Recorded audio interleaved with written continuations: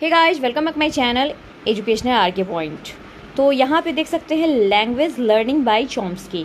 ये अगर आप बीएड फर्स्ट ईयर के स्टूडेंट हैं या फर्स्ट सेमेस्टर के स्टूडेंट हैं तो आप दोनों के लिए ये बहुत ही ज़्यादा इंपॉर्टेंट है। तो इंग्लिश में है, मैं आपको हिंदी वर्जन में आपको बता दूँगी और बाकी जितने भी प्रॉब्लम्स है तो नीचे कमेंट में आप लिख सकते हैं। फर्स्ट ऑफ ऑल, अगर आप इस चैनल पर नए हो तो बिल्कुल इस चैनल को लाइक शेयर एंड सब्सक्राइब जरूर करें।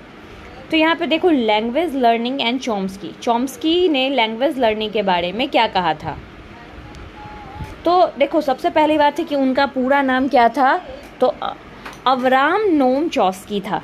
क्या था? तो अवराम नोम चॉम्स्की था, जिनका जन्म हुआ था 7 दिसंबर 1928 फिलिपिंडिया के यूएसए के फिलिपिंडिया नामक शहर में, जिन्होंने बीए, एमए एंड पीएचडी की थी इस यूनिवर्सिटी से।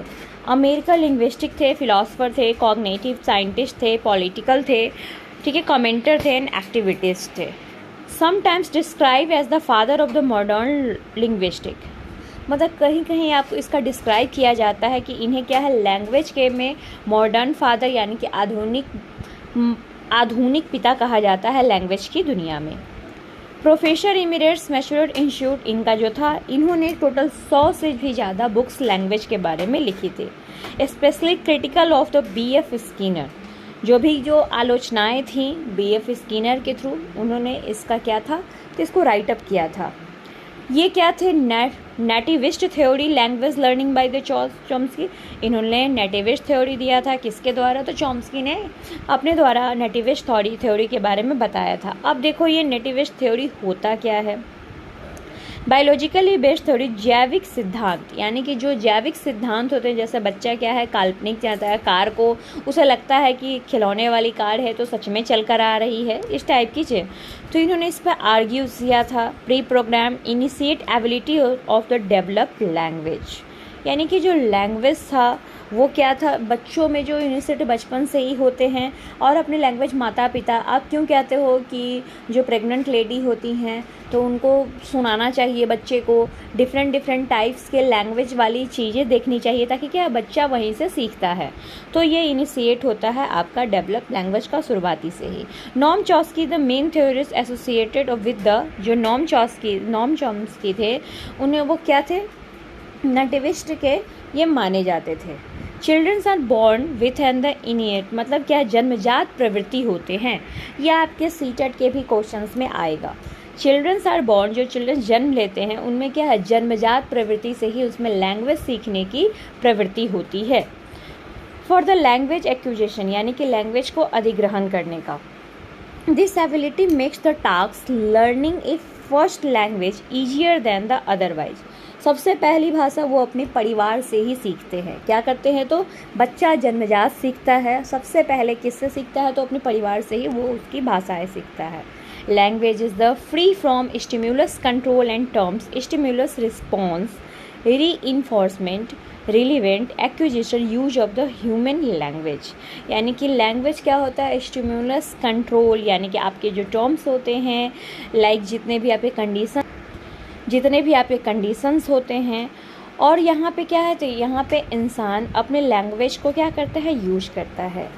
ही talks a creativity language learning of the children and asset of the utterance child produce the particular as occasion principle can not be the properly describe the. कभी कभी क्या होता है कि आप क्रिएटिवली तरीके से आप किसी भी लैंग्वेज को क्या करते हैं, सीखते हैं, लेकिन वो जो होते हैं क्या, कुछ लैंग्वेज आपके बोलने लायक होते हैं, लिंग्विस्टिक फॉर्म में होते हैं, कुछ लैंग्वेज क्या होते हैं, लिंग्विस्टिक फॉर्म में नहीं होते हैं।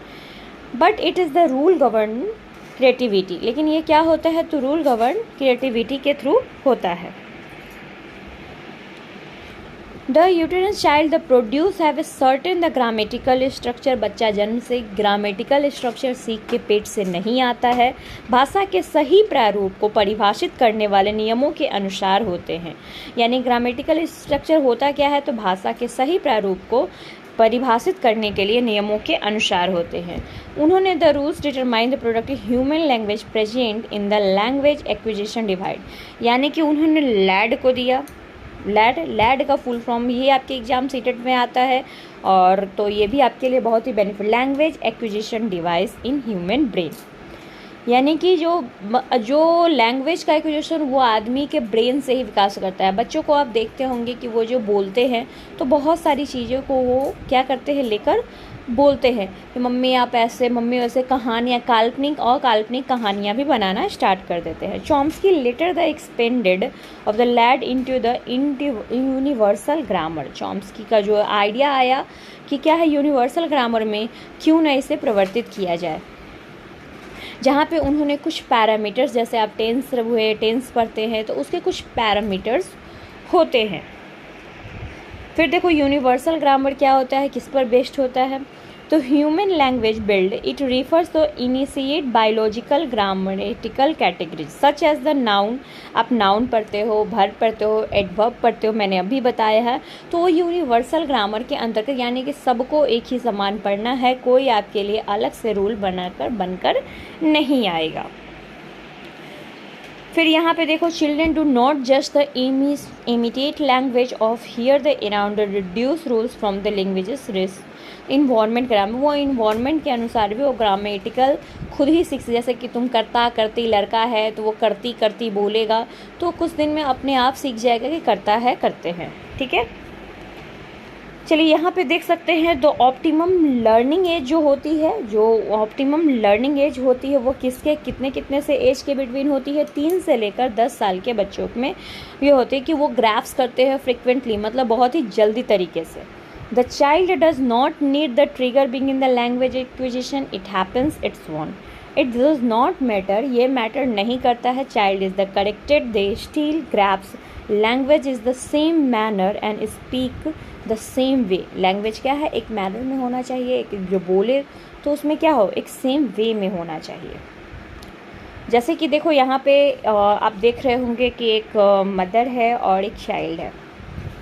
फिर you mean I put the, यहाँ पे क्या है, ये बच्चा बोल रहा है I putted the plates on the table, क्या मैं यहाँ पे जो पुटेड टेबल्स पर जो प्लेट रख दूँ, yes I put the plates on the table, यहाँ तुम रख दो। No I putted them the all by myself, सारा कुछ क्या हो, मैं खुद से करूँगा। तो वो क्या होता है, एक बच्चा और माँ में आप देख सकते हैं संवाद जो होता है, कन्वर्सेशन होता है, तो वो किस तरीके का होता है। Environments makes the contribution in the both the theories. यहाँ पे 2 प्रकार के, सबसे पहले चॉम्स्की ने दिया, उसके बाद BF स्किनर ने दिया था। BF स्किनर री-इन्फोर्समेंट का दिया था। री-इन्फोर्समेंट क्या होता है कि अगर आप किसी चीज़ को, जैसे आपको पिछली बातें याद हैं तो आप क्या उस पर जोर डालते हो, जैसे आपने पढ़ा होगा कि पिछले में आकाश का रंग नीला होता है, तो ये आप बचपन से जानते होंगे। तो आपसे कोई पूछेगा तो आप क्या बोलते हो, आकाश का रंग नीला होता है। तो ये हुआ री-इन्फोर्समेंट, इसका सिद्धांत BF स्किनर ने दिया। चॉम्स्की बिलीव करते थे people available speak to the child the biological endowment. Chomsky थे बच्चों में जन्मजात प्रवृत्ति होती है और वो जन्म से ही भाषा को सीखना जानते हैं।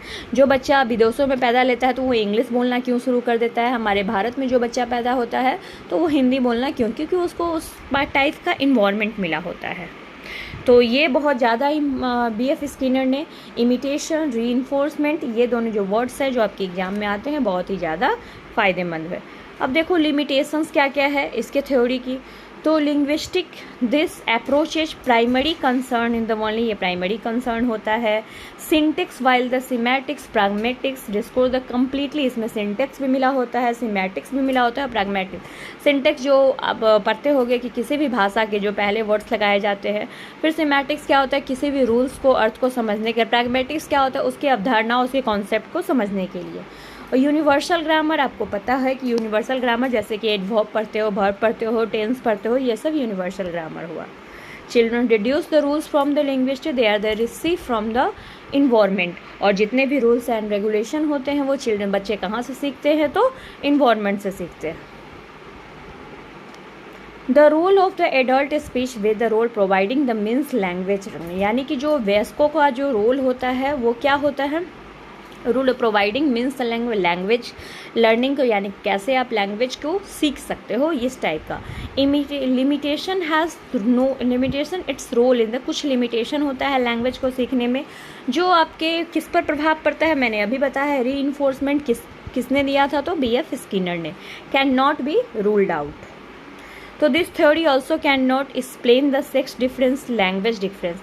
और ये थ्योरी ये थ्योरी ये भी बताता है कि इसमें ना तो सेक्स डिफरेंस होता है ना लैंग्वेज, सबकी भाषा एक होती है। बस अगर बॉय है गर्ल है तो वो अपने बारे में अपने आप को डिनोट करेगा। तो यहाँ पे देख सकते हैं, the theory talks about the creativity in the language learning does not the explain why this the creativity differs in the channel. जो थ्योरी जो है सो बात करता है कि लैंग्वेज में कितनी रचनात्मक भाषाएं होनी चाहिए, बट ये एक्सप्लेन नहीं करता है कि आप बच्चों में वो बच्चा अच्छा बोल रहा है, ये बच्चा अच्छा बोल रहा है, ऐसा कोई एक्सप्लेन नहीं करता है। और यह constructivity assert the language acquisition stage the stimulating environment there the right kind of the expression. आप इसे हिंदी में भी जान सकते हैं। भाषा अधिग्रहण 1960 के दशक में नोम चॉम्स्की द्वारा प्रस्तावित भाषा अधिग्रहण को अनुसंधान करने की दावा है। यहाँ पे लैड लैंग्वेज एक्विजिशन है, जो एक मानसिक क्षमता है जो शिशु को भाषा हासिल करने में उत्पन्न बनाती है। भाषा के मूल निवासी सिद्धांत का एक घटक है। और सिद्धांत क्या है? दावा करता है कि मनुष्य भाषा प्राप्त करने की जो प्रवृत्ति होती है वो जन्मजात के साथ पैदा होते हैं।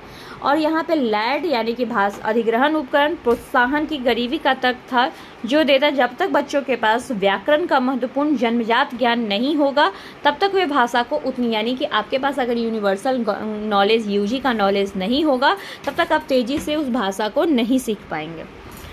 जितनी जल्दी वह सीखते हैं यह देखते हुए उनके पास कभी भी नकारात्मक साक्ष्य पहुंच नहीं होती है और शायद कभी भी उनके भाषा सीधे पहुंच नहीं होते निर्देश। चॉम्स्की की द्वारा आप व्याख्या आप देख सकते हैं। एलईडी की व्याख्या करने सारांश में कहा गया है कि भाषाएं शब्दों और रूपों के व्याकरण से संबंधित रूप से व्याकरण सही अनुक्रमों यानी कि एक सही डायरेक्शन में उसको कैसे व्यवस्थित करते हैं और इसी के लिए एकत्रित किया जाता है। इसलिए लैड को अनंत संख्या में व्याकरण भाषा चयन करने का काम सौंपा, यानी कि लैंग्वेज एक्विजिशन जो आपका डिफरेंस होता है, लर्निंग होता है, जो किसी व्यक्ति और उदाहरण के लिए प्रस्तुत की जाती है। तो आई होप सो कि आपको ये सारी चीज़ें समझ में आई हो। तो फिर मिलेंगे नेक्स्ट वीडियो में नए टॉपिक के साथ। Thank you for watching us.